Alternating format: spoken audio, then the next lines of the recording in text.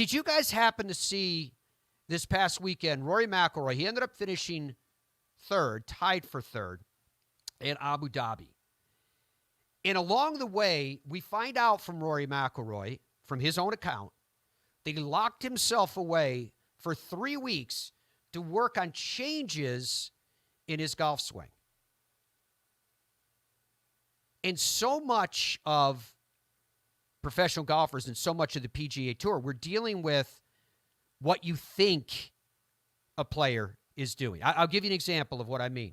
You go to your favorite grill room and quiz the people sitting around the table and say, okay, if you had to pick someone to make a 10-foot putt for your life, that old cliche, right? Who would you pick? How many of the people around that table would say, oh, I'd pick Jordan Spieth? Right? It's about impressions. Right? Dom, look up for me if you would. What is Jordan Spieth this past season? What is Jordan Spieth's stat, his ranking against the other tour players from 10 feet? Putting from 10 feet. I knew you were going to ask me about the putting, Matt. So I was already looking it up because you were talking about it. Yeah. He's 148th on tour. Jordan Spieth is 148th on tour. I'm curious what else you looked up you think I was going to get to. All right, so Jordan Spieth is 148th. 148th. That's not even close to average from 10 feet on tour. And yet there's the impression that he's the best of the best. Right? So when we talk about Rory McIlroy, the impression is that his ball striking is absolutely the best of the best. Take a look at these stats and tell me if they're not shocking to you. Proximity to the hole, 86th. Again, not close to average. From 200 to 225, 100th. 250 to 275, 110th. And then from this point on, now we're really getting into the bread and butter. 125 to 150 yards, he's 117th. This is the third-ranked player in the world. Greens in regulation, 122nd is his ranking. From 50 to 75 yards, he's 131st. And from 175 to 200 yards, which means he's starting with somewhere around an 8-iron, 152nd. Does that surprise you? So Rory locked himself away for weeks, practicing indoors too, so he said, working on fixing what he said is off with his golf swing. And that's where we're going to jump in today, because Luke Herdanine from Golf Digest, I think, did a really nice job of breaking this down, and he said he spoke to Rory about it, which will give you an indication of what possibly could Rory need to correct. You're looking at the numbers, so there's evidence there that there is a need of something. What is it? What was it? Here's Luke. So Rory McIlroy is making some changes to his golf swing. But don't worry, I think they're very good changes. So a few months ago, I wrote this article about how Rory McIlroy's golf swing had changed over the years. Specifically, that the club was more across the line now. It was pointing more to the right of his target, and that his left wrist was a little more cupped than it had been in the past. Now listen, golf swings, they change all the time, and usually it's not a bad thing. It's actually often a really good thing. But in Rory's case, this new move seemed to get the club stuck too far behind his hands, which would often cause him to miss wide right with his iron shots. It's something you could see happening over and over again during the final 2 rounds of the US Open at Pinehurst last summer. And Rory was really annoyed about this, and you could tell because there was even this really interesting clip in Full Swing Season 1 where Rory finished T7 at the PGA Championship and said, "My technique, it's not good enough. I need to change it, and I should have changed it already." I think he was probably right, to be honest, and that's why he's starting to tune things up now. So I actually had a quick chat with Rory about this last week. Here's the video from that interaction. And he said that the cause of this across-the-line issue in his golf swing actually comes on the takeaway. Right. Because Rory tends to take the club outside of his hands with the club face shut. That can cause a series of events that can lead the club to get across the line. Because when that happens, his right arm gets high, and that kind of flips the club vertical, and that's what causes the cupped left wrist, and then again the club pointing to the right of his target across the line.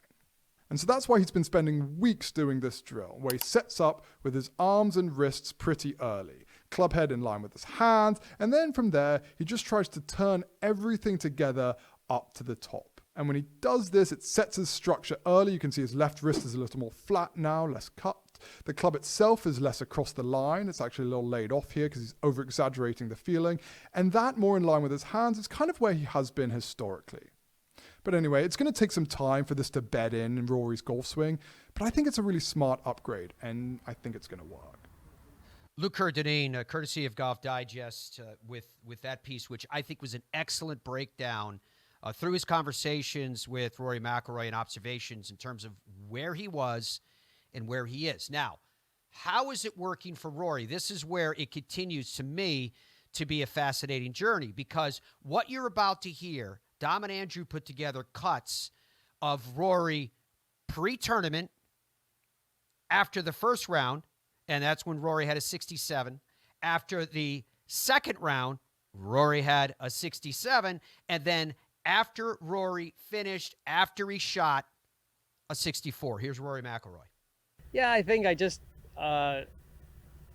probably haven't liked the shape of my golf swing for a while, especially the backswing. So the only way I was going to make a swing change, or at least, move in the right direction with my swing, was to lock myself in a studio and not see the ball flight for a bit and just focus entirely on the movement. So did that for 3 weeks after the Dunhill. Started to get outside and hit some shots last week and see how it is. But I just didn't.